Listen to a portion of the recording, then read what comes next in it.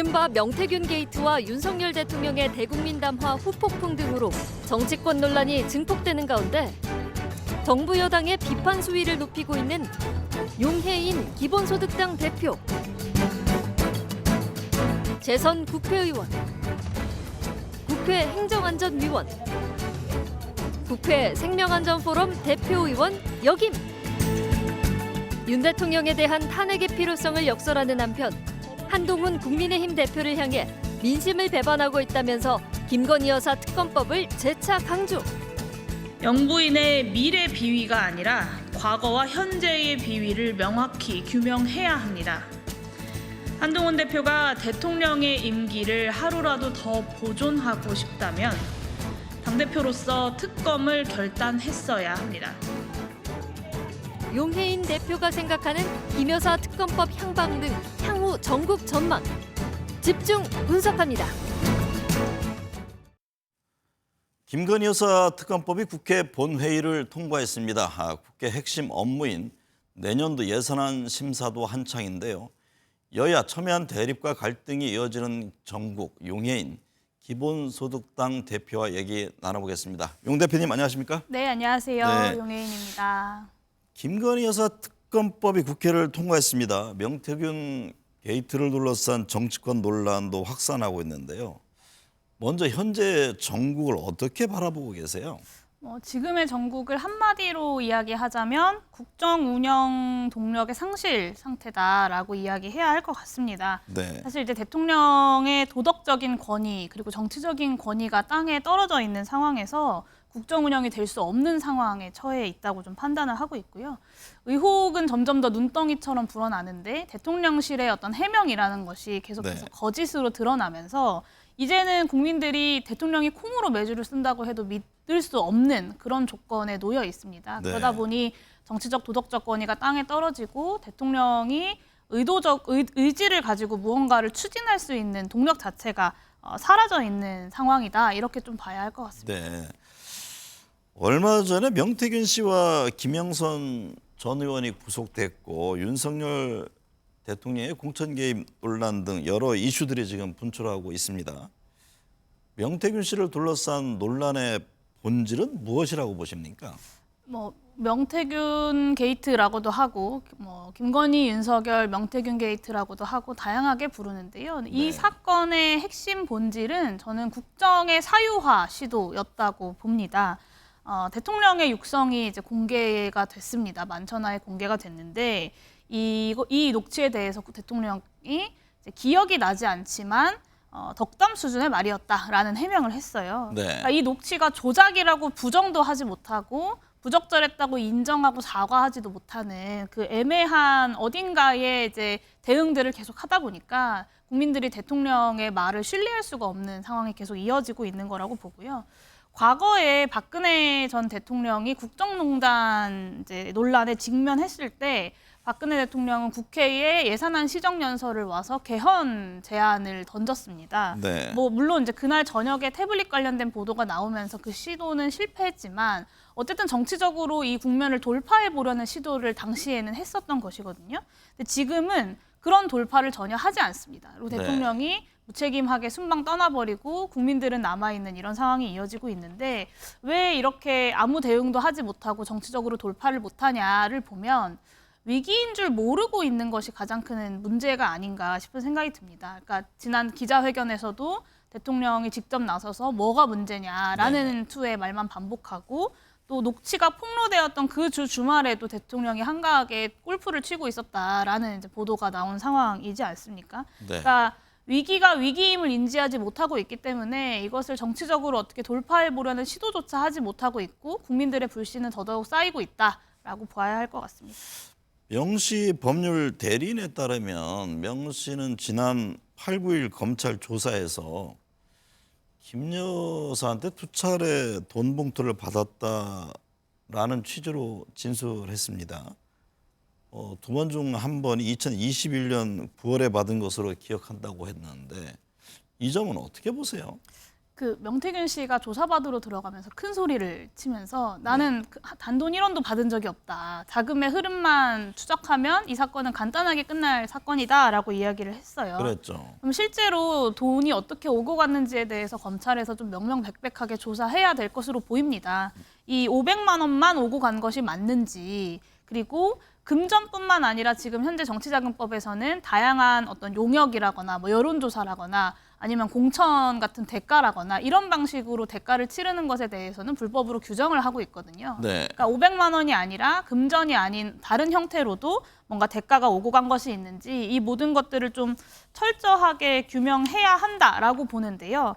근데 이제 이 돈의 성격과 규모를 명확하게 파악을 하려면 결국에는 김건희 여사를 조사하는 것이 불가피합니다. 네. 근데 지난 도이치모터스 주가 조작 사건에서도 검찰이 소환 조사 한 번 하지 못하고 출장 조사 한 번 하고 불기소 처분을 해버렸는데 국민들께 이것을 지켜보고 있는 국민들께서는 당연히 검찰이 이 사안을 정말 그러면 성역 없이 제대로 수사할 수 있겠느냐에 대한 의구심을 가질 수밖에 없는 것이죠. 네.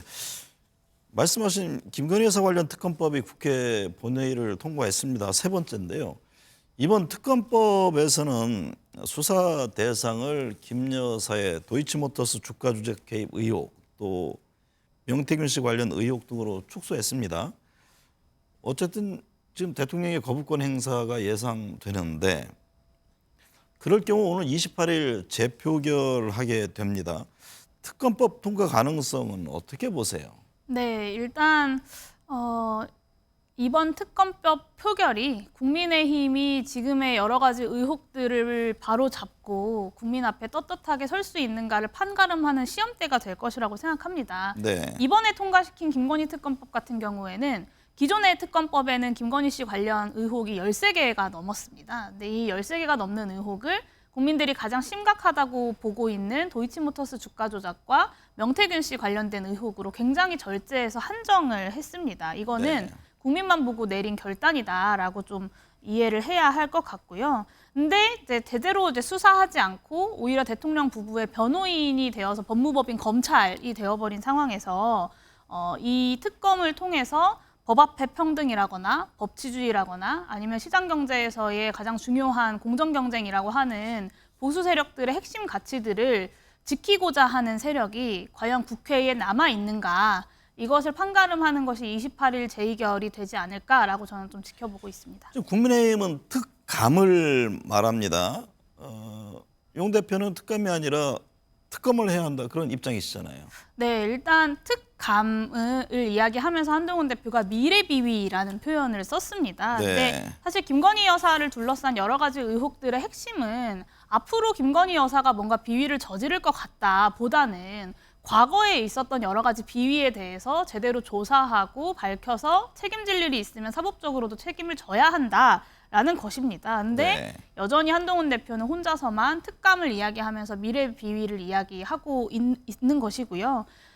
대통령 부정평가의 가장 압도적인 이유가 김건희 여사에 대한 것입니다. 지금과 같은 한동훈 대표의 입장을 고수하면 저는 대통령 지지율처럼 여당의 지지율도 바닥을 찍을 수밖에 없을 것이다라고 보고 있습니다. 네.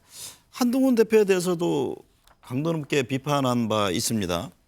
국민의 눈높이가 아니라 용산의 눈높이를 선택했다라는 지적을 했는데요. 특검법과 관련해서 지금 국민의힘은 단일 대우를 강조합니다.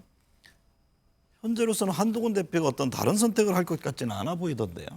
네, 그것이 한동훈 대표의 어떤 정치적 생명을 가름할 중요한 기준점이 되지 않을까라고 예상하는데요. 저는 여기에서 결국 한동훈 대표가 어떤 서슬퍼런 검찰 선배의 무릎 꿇는다고 한다면 네. 결국에는 본인을 당의 보수 정당의 대표로 선택했던 보수 민심에 대한 배신이라고밖에 볼 수 없을 것 같습니다. 한동훈 대표가 62% 득표로 당대표에 당선이 되었습니다. 네. 그리고 제대로 대통령과는 다른 모습을 보여주면서 보수 세력의 혁신을 이끌어주기를 기대하는 국민들과 당원들의 의견이 반영이 된 결과일 텐데요. 결국에 하지만 그 기대에 못 미치는, 결국엔 대통령에게 무릎 꿇는 그런 모습을 보여준다고 하면 결국에는 그 한동훈 대표를 선택했던 당원들과 국민들도 한동훈 대표 역시 윤석열 대통령과 함께 심판하고 평가받아야 할 대상이다라는 결론을 내릴 수밖에 없을 것 같습니다. 네.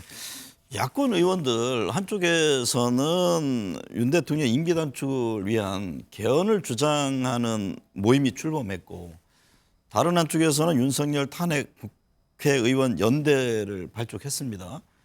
용 대표는 약 5당 의원 43명이 참여하는 탄핵 국회의원 연대 발족식에 이름을 올렸던데요. 향후 정부 어떤 흐름을 예상하십니까? 네, 사실 탄핵 이야기가 어제 오늘만의 이야기는 아닙니다. 네. 이미 지난 여름에도 윤석열 대통령 탄핵안 발의 국민청원에 140만 명이 넘는 국민들이 동의 서명을 했습니다. 본인 인증을 하고요. 아마 당시에 이제 서버 문제가 없었다면 140만 명보다 더 많은 국민들이 서명을 하셨을 것이다. 저는 그렇게 좀 보고 있는데요. 네. 근데 여전히 대통령은 나는 틀리지 않았다. 내가 맞고 국민이 틀리다라는 입장을 고수하고 있습니다. 그리고 그 장면이 생중계를 통해서 고스란히 국민들에게 전달이 된 상황이고요. 마지막까지 국민들께서 대통령의 변화를 기대했는데 그 일말의 기대마저 꺾여버린 상황이라고 봐야 할 것 같습니다. 네. 그렇다면 결국에 남아있는 선택지는 그 본인이 스스로 반성하지 못한다면 결국에 남아있는 선택지는 탄핵 말고는 없는 것이다라고 좀 보는 것이 오히려 많은 국민들의 의견일 것 같습니다. 근데 탄핵과 관련해서 제1야당인 민주당 지도부는 조심스러운 입장입니다. 탄핵 연대 참여와 관련해서도 개별 의원 차원이다라고 선을 긋는데요. 그 점은 어떻게 보세요? 뭐 민주당이 당론을 차원에서 이제 탄핵에 대해서 좀 당론이 아닌 것은 사실인데요. 근데 우선은 이제 특검 통과에 그 우선순위를 두고 상황을 좀 보고 있는 것으로 저는 이해하고 있습니다. 근데 다만 민주당의 의원들이나 지지자들 내부에서도 탄핵에 대한 충분한 공감대는 이미 형성이 되어 있어 보입니다. 그 증거가 사실 40명이 넘는 의원들이 탄핵 의원 연대에 함께 하고 있는 것이다라고 봐야 할 것 같고요. 뭐 지금 당장 당 차원의 당론이 아니지만 탄핵에 대한 공감대와 문제의식은 야권의 많은 의원들이 충분히 공감하고 있다. 이렇게 이해하시면 될 것 같습니다. 이재명 대표에 대한 1심 판결 이후 민주당의 움직임도 좀 변화가 있을 것으로 보세요? 제가 민주당 의원은 아니기 때문에 네. 내부에 어떤 논의와 고민들을 하고 있는지까지는 모르겠지만 저는 뭐 이렇게 민주당의 의원들이 이재명 대표 때문에 무언가 더 한다기보다는 지금 이 윤석열 정권 심판이라고 하는 것이 국민의 명령이기 때문에 그 네. 명령을 잘 수행하고자 하는 것이다라고 보고 있고요. 이 부당한 어떤 검찰 권력 그리고 사유화되어 있는 검찰 권력에 대해서도 당연히 함께 문제 제기가 되어야 할 것이라고 생각합니다.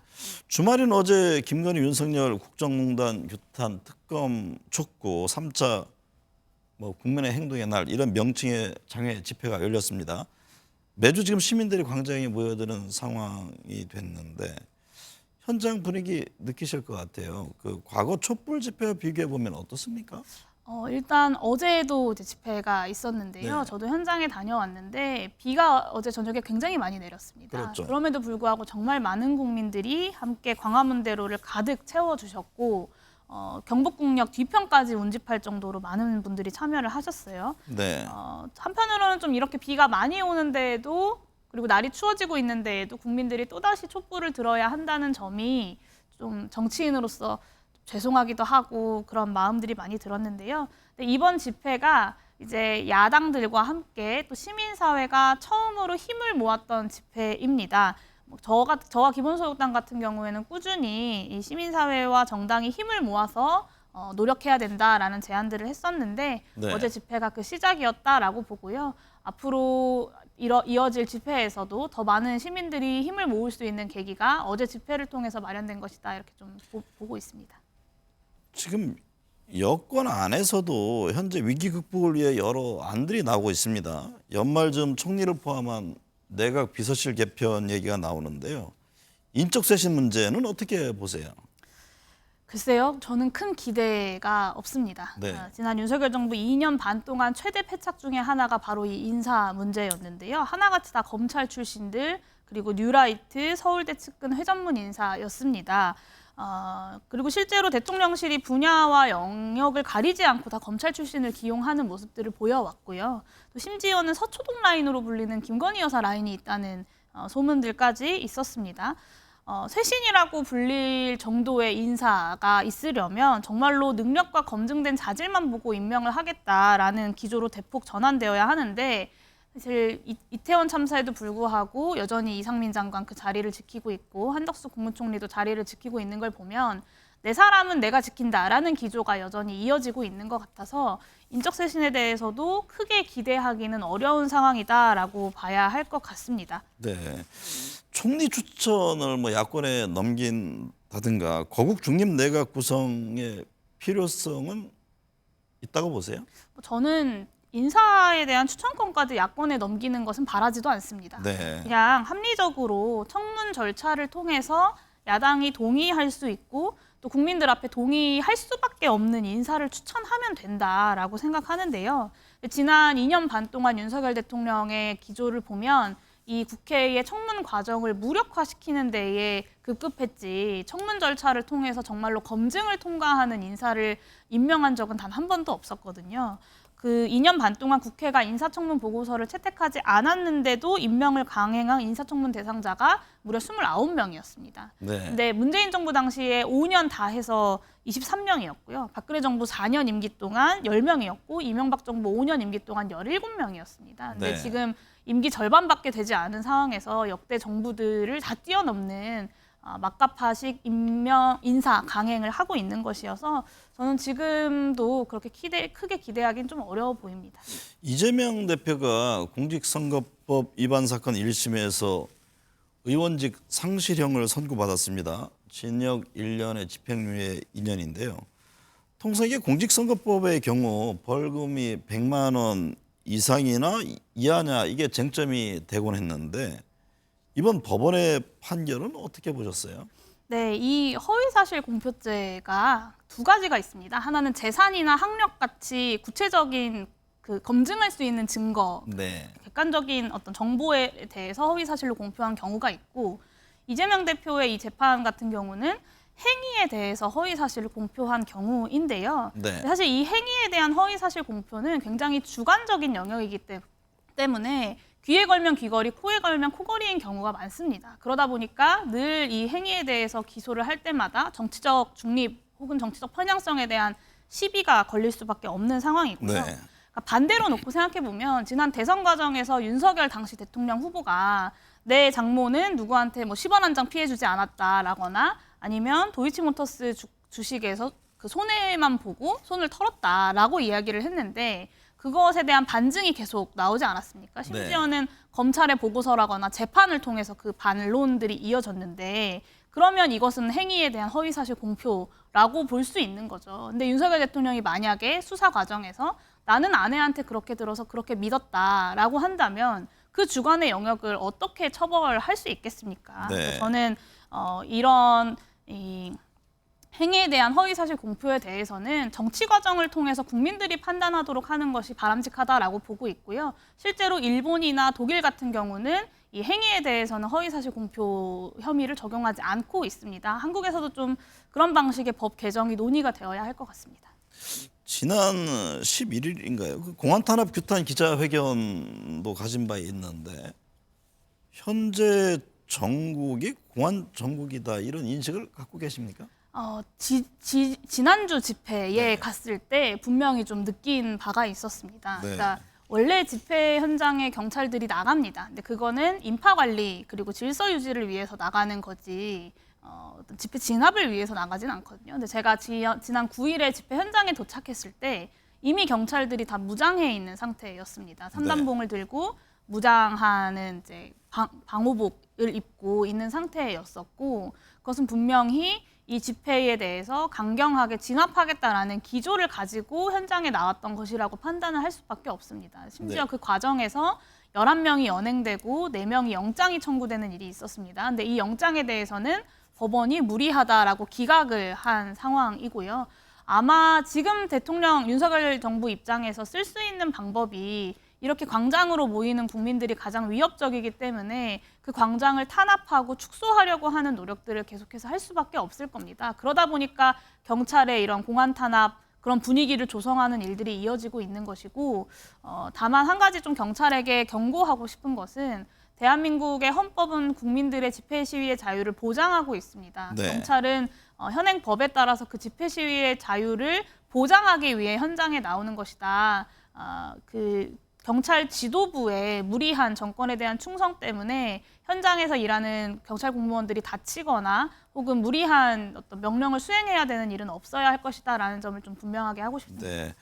국회 지금 현재 내년도 예산안 심사 한창입니다. 네. 올해 30조 원의 세수 결손에 따라서 정부가 2조 원 이상의 지방 교부세를 지급하지 않겠다고 하자 용 대표께서는 지방교부세 임의삭감 금지법도 대표 발의했는데요. 윤석열 정부 내년 예산안에 대해서 분식회계다라고 지적한 바가 있습니다. 어떤 점을 지적한 건지요? 네, 이제 분식회계라는 거는 이제 비유적 표현을 쓴 것이긴 네. 한데요. 근데 분식회계라는 것이 회계를 실질과 다르게 좋아 보이도록 숫자를 만드는 게 분식회계잖아요. 근데 제가 2025년도 예산안이 분식회계다라고 한 것은 지금 초부자 감세에 따른 세수 결손에도 불구하고 윤석열 정부가 신주단지처럼 모시고 있는 재정 건전성을 네. 나타내는 여러 지표들이 있습니다. 대표적으로 재정 수지나 국가 부채율 이 수치들을 관리하기 위해서 예산 운용 원칙에 위배되는 편법들을 동원하고 있기 때문에 분식회계다라고 이제 말씀을 드린 거였고요. 대표적인 예가 올해 이제 30조 원에 달하는 세수 결손을 메우기 위해서 각종 기금들에서 돈을 빌려왔던 것이 단적인 예입니다. 이렇게 되면 국채를 지금 당장 발행은 안 해도 되니까 수치는 관리할 수 있지만 몇 년 뒤 있다가 이자까지 쳐서 갚아야 한다는 점에선 결국에 실질은 똑같거든요. 네. 그런 점에서 이제 비판을 했던 것이고요. 이 대규모 세수 결손 상황 때문에 지방 재정이 정말 허덕이고 있습니다. 네. 근데 지금 현행법으로도 임의삭감이 사실은 어렵다라고 저는 해석하고 있지만 굳이 정부에서 여러 가지 다른 반론들을 하면서 이제 편법을 이용해서 임의삭감을 한다면 그것을 못하게 분명하게 법제화하는 것이 좀 필요하다라고 생각해서 법안까지 발의하게 되었습니다. 민주당이 금융투자소득세 폐지에 찬성하는 것은 모순이다라고 지적한 바 있습니다.